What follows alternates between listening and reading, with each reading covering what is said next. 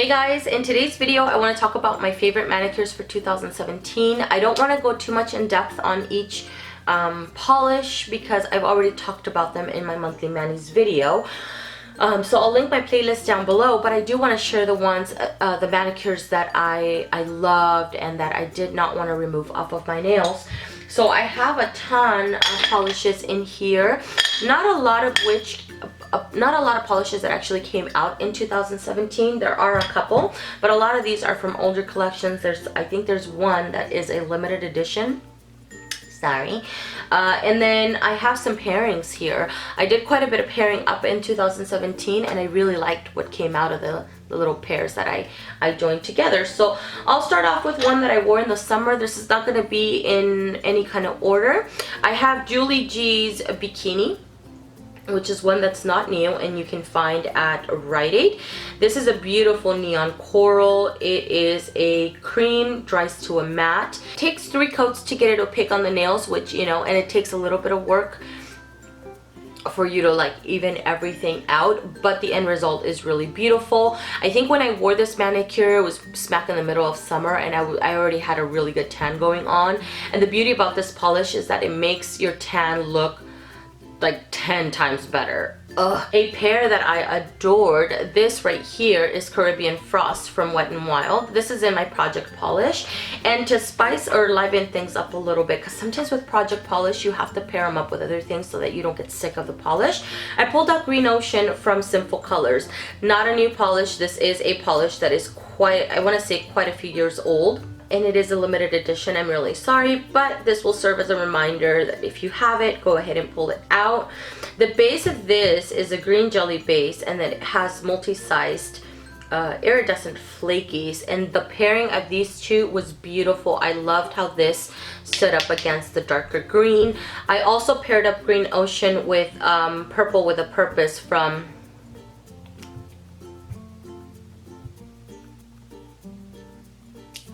from OPI, and I love the way that it looked. So this is one that you can pair up with multiple endless polishes and it's still gonna look amazing.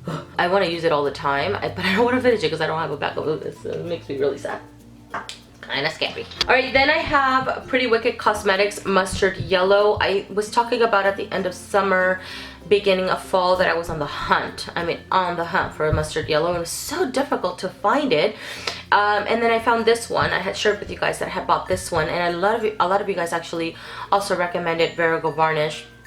Although around that time is when they stopped selling, of course, go figure. Verigo Varnish had a mustard yellow, and then Moonshine Manny. But I had already picked this one up here, and I bought it off of Etsy. I'll link the seller down below for you guys. This is a cream, and it is the truest mustard yellow that I have been able to find. This is beautiful.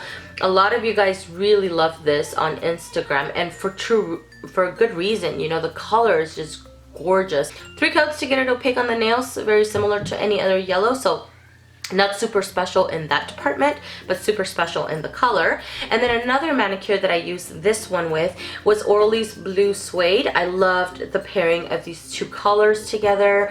And that manicure, the inspiration for that manicure came from a shirt that I saw at H&M, and they had a plaid shirt using these 2 colors.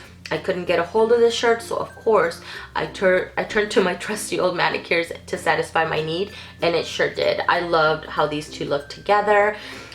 Pretty Wicked Mustard Yellow is not a good stamping polish. It does stamp, but it is on the sheer side.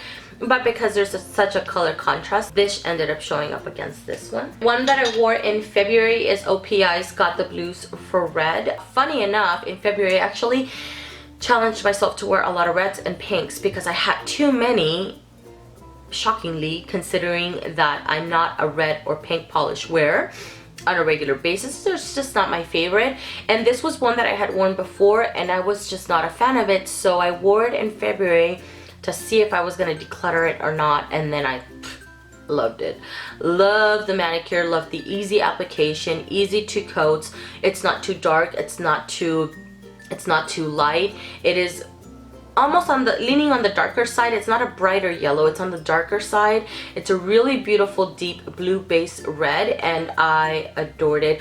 OPI just does really great reds. 90 lacquer Singer Auto Salvage, which should not be a shocker. Oh my god, I think I put my ORLY Sea Gurl in the bathroom. I need to go get that in a little bit because I have to talk about that polish. All right, Singer Auto Salvage, which has a green jelly base and then green holographic glitters. Beautiful, beautiful, beautiful. Like, must get a backup of this because the color is super saturated. I mean, it's so rich. I love how rich this looks on the nails. 2 coats to get it opaque on the nails. This is gorgeous. Orly's Beautifully Bizarre, which is one that came out not last year but the year before. This is more of a powdery pink, and then it has a really pretty iridescent. It shifts from a green to a blue. Because of the nature of the color though, it takes 3 coats to get opaque on the nails, but once you get it on, you're good to go. Tempest from Sinful Colors. Hello, I haven't talked to you about you in a while. This is a beautiful orchid cream from Sinful Colors. There's nothing overly unique about it, but for me, it's unique to my stash because I don't have anything like it, and I don't think I had ever really used a color like this on my nails. And once I put it on, I was like, why do I not buy colors like this ever? And I'm still not buying any because I wanna give this one a little bit more love than I have recently. So beautiful color. It's soft, but still it pops on the nails. The only thing you can choose is what you're risking it for from Dollish Polish. This is gorgeous. The base is beautiful. It has a khaki base, and then it has these multi-chrome flakes in there that do not overpower the base. So the flakies don't overpower the base, and the base does not overpower the flakies. So when you put it on the nails, there's a really nice distribution of the flakies across the nails. They don't sink to the bottom. You know, they kind of, there's some that are sandwiched in, but then there's some that are right at the top and they pop really nicely. So you see all of these really nice little like multi-chrome specks on the nails. This is gorgeous. All right, I truly Azure You, which is really, really beautiful. This reminds me of the ocean. The color is just intense. This is bright. It's not even like super bright. I don't want to say it's bright, but it's not neon.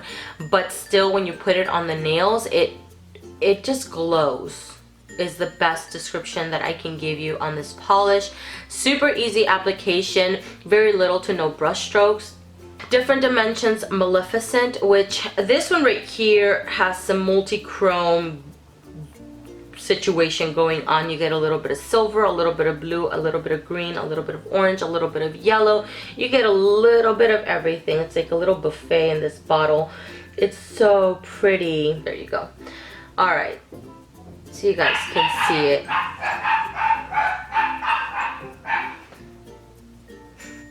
have chihuahuas. All right, let's keep going. I have Sinful Colors here, Snow Me White, and the manicure that I paired up with this one right here. Let's see, what did I do? I did two coats of Snow Me White from Sinful Colors, and then I dry brushed a ton of neon polishes over top of the nail and did like an avant-garde nail art. Oh, that manicure. It was so pretty, man. I loved how all of the different, you saw every single color, and each one, because it was layered over the white, it just popped even more. But my favorite part about that manicure was that there was zero structure. I was super free with it. I wasn't trying to, oh, let's put a color here and let's put a color here. Like, I was just really free with it, and it ended up turning out super awesome. That was my favorite part. Like, it was super effortless. And that's the way to go for me when it comes to nail art. I don't want to think about things. I just want to kind of, you know, put things on, and I pray that it works out. A pairing here was OPI's Lincoln Park After Dark, which a lot of you guys already have heard of. This is a black and purple opaque into coats. On its own is really, really great. But prior to this last year, I had never paired it with anything. I have always worn it by itself. This last year, I decided to pair it with INM Northern Lights, and this is a beautiful holographic top coat. You can see the little hollows right here at the bottom. Let's shake it up a little bit so you guys can see it dispersed against the base here. And this to me is probably my favorite base because the hollows are super fine. They almost look like little fairy dust. And because of that, it allows you to build intensity of the hollows on the nails.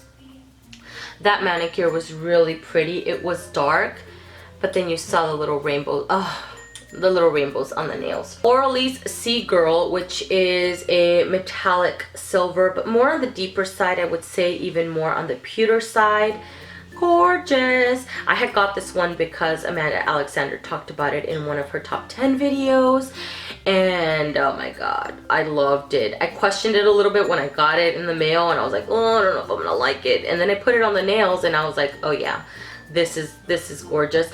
This one was a couple coats to get it opaque. An oldie but a goodie. Oh, Royal Navy from ORLY. They still have this. This is part of their permanent line.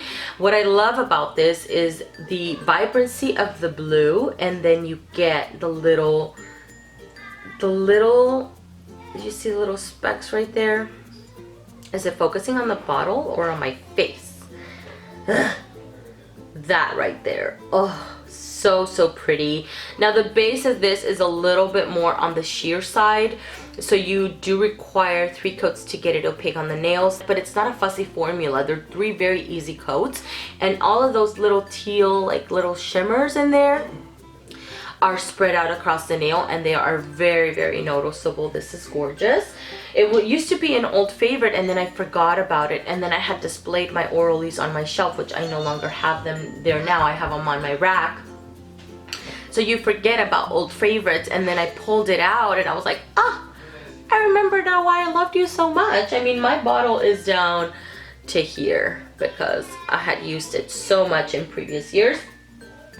All right, a really nice pairing, and it came kind of in the winter months. This is Jazzy Jade, another one from my Project Polish, which is from Sally Hansen, the Extreme Wear line.